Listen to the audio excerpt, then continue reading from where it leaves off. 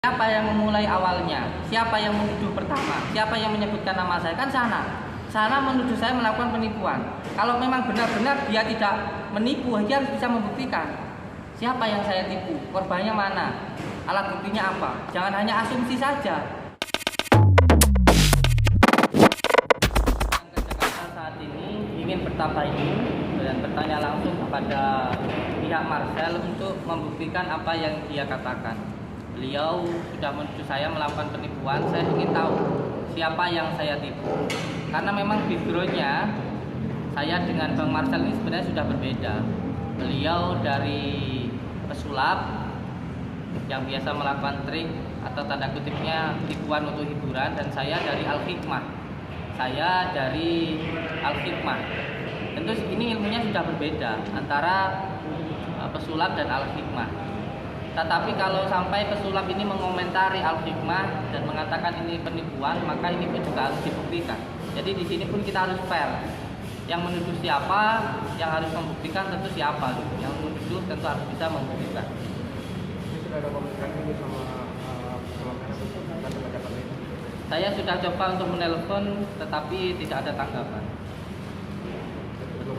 Iya, belum ada. Dan ini kan beritanya sudah sampai di mana-mana, viralnya sudah sampai kemana-mana.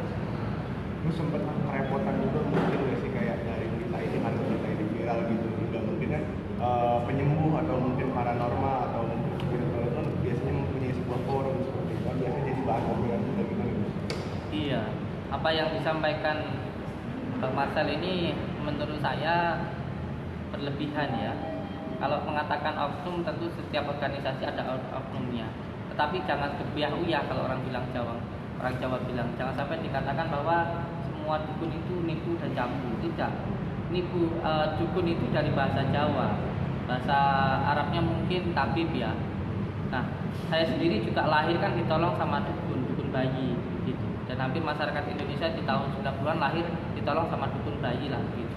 Jadi jangan mengatakan kalau semua dukun itu nipu dan cabul gitu.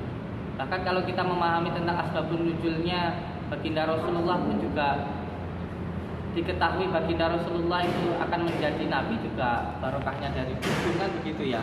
Ada yang mengetahui bahwa beliau ini waktu masih kecil akan menjadi nabi juga. Ada dukun yang mengatakan seperti itu. Nah, ketika beliau mengatakan bahwa semua dukun itu nipu dan cabul, ini kan ada organisasi dukun juga gitu loh. Dukun itu apa sih gitu loh?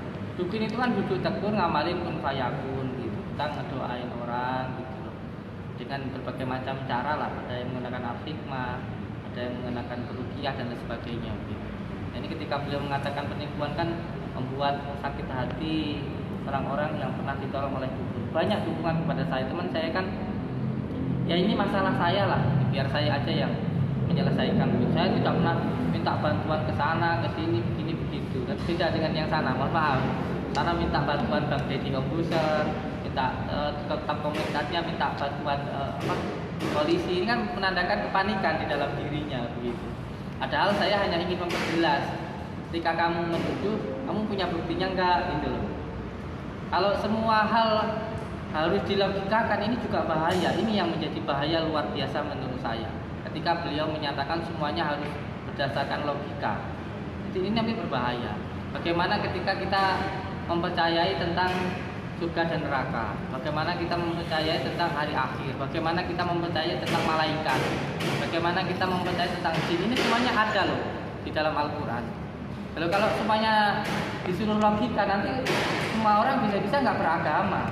Kamu bisa membuktikan di mana malaikat, bagaimana bentuknya, bisa membuktikan jin, hari kiamat, nanti di akhirat surga dan neraka, kan nggak bisa. Tuhan kita aja itu maha gaib gitu loh. Nah, gaib ini untuk dipercaya, untuk diyakini. Saya nggak menyuruh Marcel untuk percaya dengan apa yang saya percaya. Saya tidak menyuruh itu, tidak.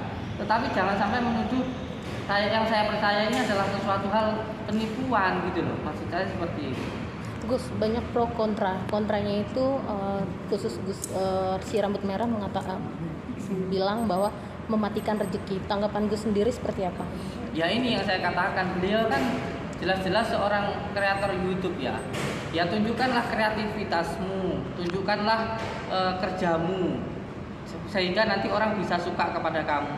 Nggak perlu kamu itu ketika ingin baik harus menjelekkan orang lain, tidak perlu kamu itu harus menjatuhkan orang lain. Kalau memang ada yang saya lakukan buruk, silakan laporkan saya, dan saya siap bertanggung jawab, bukan hanya tutup channel. Saya siap masuk penjara kalau saya bersalah, gitu loh. Jadi semuanya itu harus jelas. Sekarang ini kan saya yang punya YouTube hanya sekedar YouTube saya itu nama channelnya Padepokan Hujat Sejati, yang subscribe-nya cuma 1,6 lah. Dan sana minta bantuan orang yang subscribe-nya 20 juta. Ya nggak imbang. Sehingga apa? Semua orang beropini sesuai dengan apa yang dia sampaikan. Saya melakukan penipuan, padahal yang saya tipu siapa, alat buktinya mana, di mana kejadiannya kan nggak ngerti. Bahkan video yang beliau ambil ini saya bisa memberikan contohnya. Sini saya, fotonya ini. Saya bisa menunjukkan ini loh, foto ronsen seorang yang sakit di rumah sakit. Saya bisa bawa dokternya, saya bisa bawa foto ronsennya, saya bisa bawa orangnya. Kalau di dalam foto ronsennya ada paku di dalam tubuhnya. Nah ini ketika saya ruqyah, ini foto ronsennya. Ada berpuluh-puluh paku di dalam tubuhnya. Ini pakunya nih, 2. Ada banyak ini fotonya. Kelihatan ya? Nah, itu 1, 2, 3, 4, 5. Ada 5 paku di dalam tubuhnya. Dan dari keterangan dokter ada orbital logam, ada logam di dalam tubuhnya. Ini penjelasan tentang dokter. Di sini dokter menyatakan di dalam tubuhnya ada benda logam. Nah seperti ini ketika diruqyah lalu keluar paku, apakah ini juga dikatakan penipuan? Sampai itu nggak merasakan sakitnya orang yang terkena santet, sehingga kamu ngomong santet itu nggak ada. Ini saya bisa menunjukkan orangnya loh, saya bisa menunjukkan dokternya loh. Ketika di ronsen ada banyak pakunya. Terus seperti ini apa juga dikatakan trik?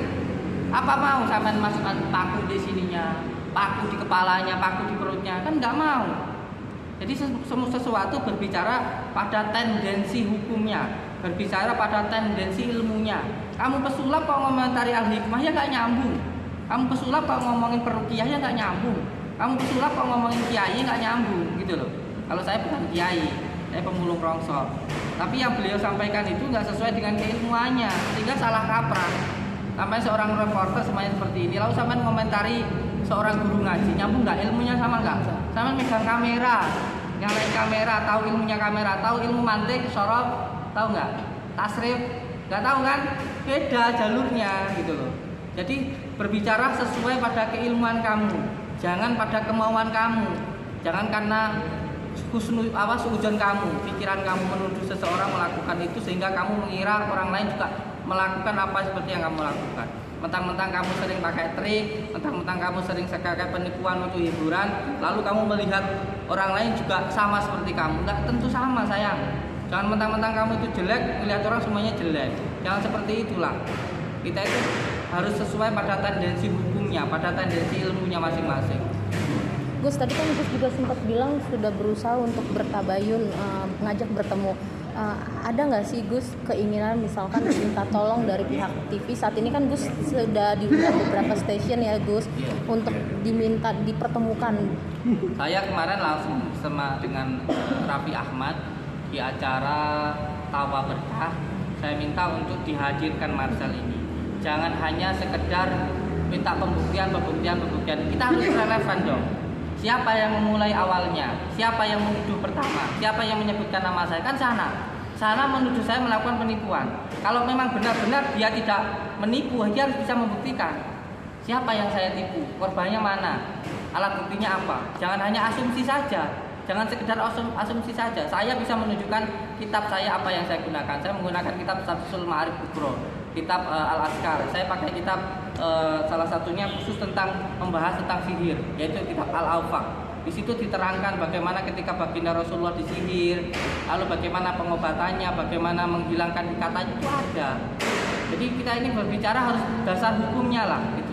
Jangan hanya berbicara atas dasar kemauannya atau opininya, seolah-olah kalau saya nipu dia juga nipu, kan tidak bisa seperti itu sayang. Maka ini ketika beliau saya hubungi tidak bisa, kita buktikan nanti di pengadilan. Itu yang ingin saya sampaikan. Cuman Marcel sendiri selalu mengulang-ulang bilang bahwa saya cuma membongkar atau meluruskan dukun-dukun yang berdalih Iya. berdalih atas agama. Itu sendiri ada ketersinggungan nggak sih, mungkin kayak Kalau masalah membongkar, saya juga membongkar. Kalau kamu mengatakan kamu memberantas dukun, saya juga memberantas dukun. Tapi dukun yang bagaimana? Ada video saya memberantas dukun santet dan lain sebagainya. Sama, saya memberantas dukun pengganda uang. Saya juga memberantas dukun cabul yang merugikan masyarakat. Semuanya ada tendensi hukumnya. Tetapi kalau kamu mengatakan ini adalah edukasi, edukasi itu tidak menjatuhkan orang lain, tidak menuduh orang lain. Kalau kamu sudah menuduh orang lain, harus ada buktinya sayang. Bukan hanya sekedar opini saja, bukan hanya sekedar asumsi saja, harus ada buktinya. Jadi kita itu berbicara atas dasar hukumnya. Ada tendensi hukumnya, ada tendensi hukumnya, ilmunya itu ada sayang. berarti menurutku sendiri Bang Marcel ini tidak berkapasitas untuk mengomentari itu ya? Ya iya, dia kapasitasnya kan pesulap. Dia ngapain mengomentari Al-Hikmah? Dia punya ilmu Al-Hikmah enggak? Punya ilmu ruqyah enggak? Tahu tentang kitab Syamsul Ma'arif Kubro enggak? Kitab Al-Afaq saya tanya, beliau tahu enggak tentang kitab Al-Afaq? Tentang kitab Al-Azhar tahu enggak? Kalau enggak tahu jangan komentar lah. Kamu enggak pernah tahu, kalau kamu enggak pernah tahu ya tanya dulu lah. Tentang santet, katanya ada ya Fikri Marcel yang mengatakan santet itu enggak ada, itu hanya pikiran saja. Ini sudah menyalahi akidah sayang. Di dalam Al-Quran itu santet benar-benar ada, bukan hanya sekedar pikiran, bukan hanya katanya hanya sekedar pikiran saja. Tidak, santet itu ada yang benar-benar berbentuk barang. Ini baginda Rasulullah sendiri yang terkena. Ini harus dijelaskan. Kalau enggak seperti ini nanti, wah bisa-bisa semua orang bisa berubah akidahnya. Karena apa? Karena semuanya harus secara logika. Ya, bisa-bisa orang nggak beragama dong kalau begini. Makanya saya melawan. Saya siap untuk di jalur hukum atau dimanapun saya